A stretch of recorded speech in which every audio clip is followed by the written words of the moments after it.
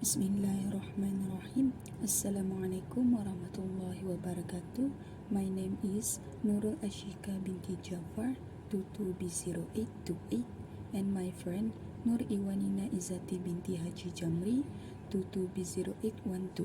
We are going to present on subsidy in economics, comparisons between Islamic and Western view. So these are the contents that we are going to talk about, which are introduction, reasons government provides subsidies, types of subsidies, benefits of subsidies, consequences of subsidies, effects of supply and demand of subsidies, Islamic view on subsidies, Western view on subsidies, and the last one is conclusion. The definition of a subsidy is, it is a type of financial aid or support given in the form of cash, grants, or tax credit that affect the income of particular goods and services and the economic sector as a whole with the goal of promoting and influencing social policy. Generally, it means the government pays part of the cost. In other words, subsidies are basically payment made by the government to particular industries in order to maintain low prices for goods and services so that consumers can afford them, as well as to promote both productions and consumption. So there are three types of subsidies. The first one is production subsidies, the second one is employment subsidies, and the third one is export subsidies. Moving on to the first type of subsidy, which is production subsidy. It is a payment given by the government to a manufacturer for each product unit.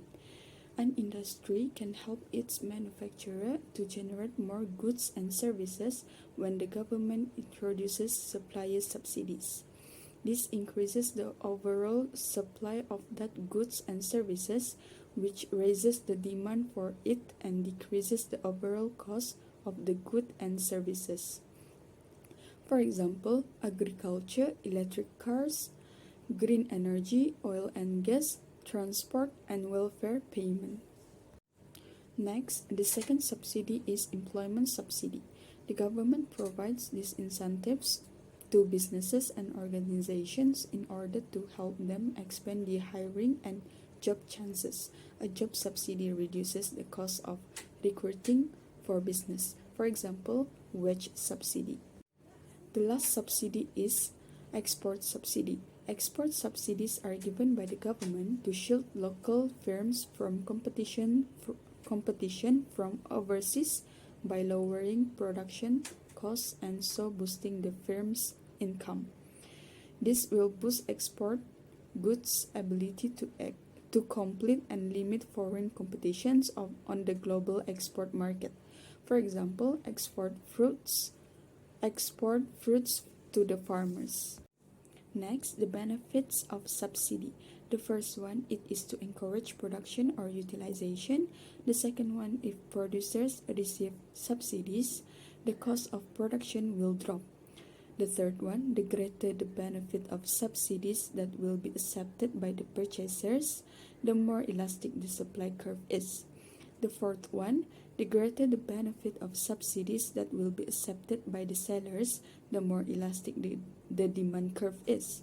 The last one, subsidies work as incentives for producers and consumers of a certain type of product, encouraging them to increase their supply or demand.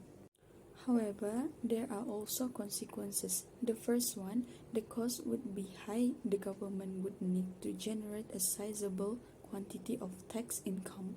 The second one, there is a claim that government subsidies for businesses reduce the incentives to lower expenses. And the last one, it is extremely challenging politically to stop a pressure group from receiving a subsidy once they do. Moving on to the next one, the effects of supply and demand subsidies. The effect on supply subsidies. As we know that supply refers to the quantity of goods being sold in the market at a specific price. Supply subsidies is when the government provides a producer of a goods supply side subsidy. As we can see, the supply curve rises to the right while the demand curve maintains the same. This means producers are driven to manufacture more of a product since they may do it for cheaper price when they are receiving subsidies. Next, the effects on demand subsidies.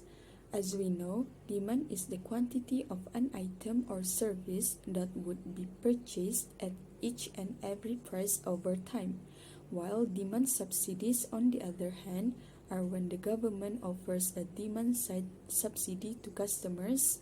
It encourages them to purchase a specific product. As we can see from the graph, the demand curve for environmentally conscious automobiles would rise up and to the right, while the supply curve would remain the same. This means manufacturers can actually increase the prices and charge more because consumers will be paying less. Next, the degree of elasticity for subsidies. There are two degrees of elasticity, which are inelastic and elastic. The elasticity of supply and demand. The quantity demanded of a good or service divided by the price change in terms of a percentage is known as the price elasticity of demand, while the percentage difference between the quantity supplied and the price is known as the price elasticity of supply. Next, the inelasticity of supply and demand. In elastic degree, consumer gains from supply subsidies are greater than producer gains from demand subsidies. In elastic market, the producer earns greater profits from the supply than the consumer from the demand.